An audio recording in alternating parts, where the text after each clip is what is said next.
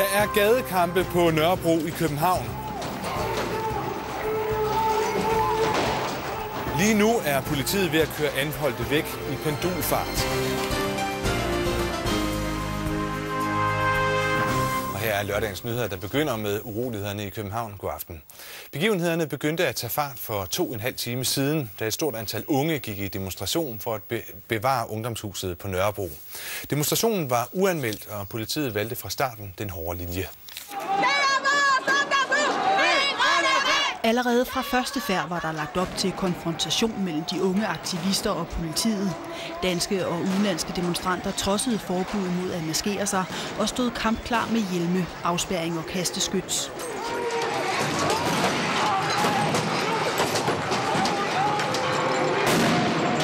Politiet rykkede hurtigt frem mod de unge og afskar dem vejen. Frustrationen over, at Københavns Kommune har solgt ungdomshuset, har fået de unge til at flytte kampen ud på gaden. Demonstranterne kastede kanonslag, maling og brosten mod politiet, der svarede igen med tåregas og masseanholdelser. Foreløbig er 200 anholdt. Det er politiet! Det er politiet! Sæt jer ned! Sit bag!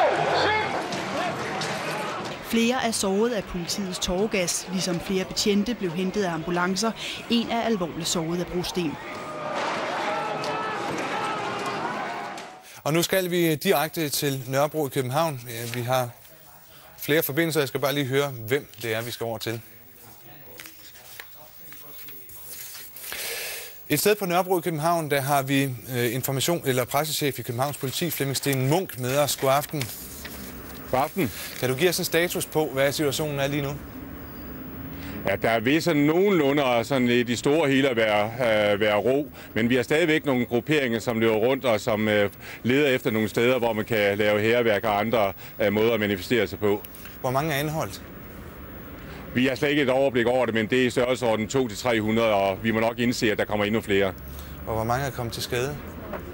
Det har vi slet ikke noget samlet overblik. Nu forsøger vi lige at få ro i gaden, og så er de til skadekommende, de bliver passet og pleje på forskellige skadestuer. Men taler vi om mange eller forholdsvis få til skadekommende? Det har vi slet ikke noget samlet overblik over.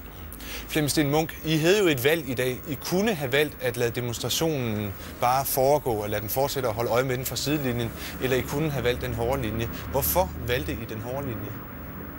Jamen, vi gav dem jo alle mulige chancer for at komme over og forklare, hvad de egentlig ville, og hvem der var ansvarlig for det her. Modsvaret var, at et par hundrede maskerede mennesker forsynet med styrthjelm, at de bevægede sig ud på gaden. Og der lå vi dem så gå ud og et stykke vej og standse dem til sidst. Modsvaret var så, at vi blev mødt med et veritabelt inferno af brosten, kæmpe store kanonslag, forskellige former for slagvåben. Og så har politiet altså ikke andet at gøre, end at skride ind og så sige, nu slutter festen.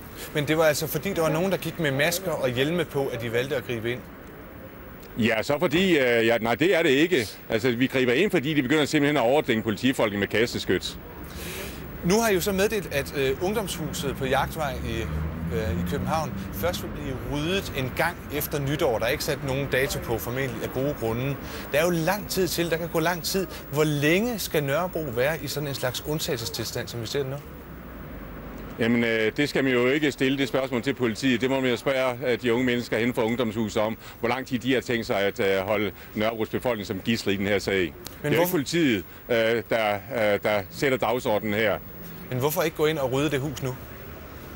Det er, fordi vi ikke har nogen intentioner om at få endnu mere ballade ud af det her, end vi allerede har.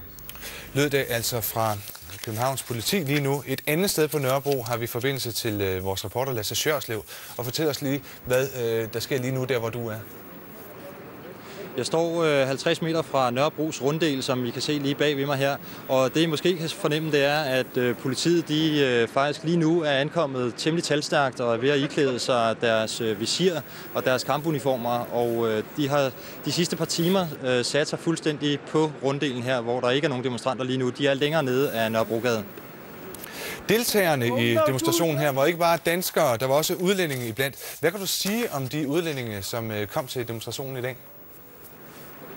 Dem af dem, jeg så, de var meget brutale at se på. Det var nærmest nogle skinhead-typer med tatoveringer langt op og ned af halsen.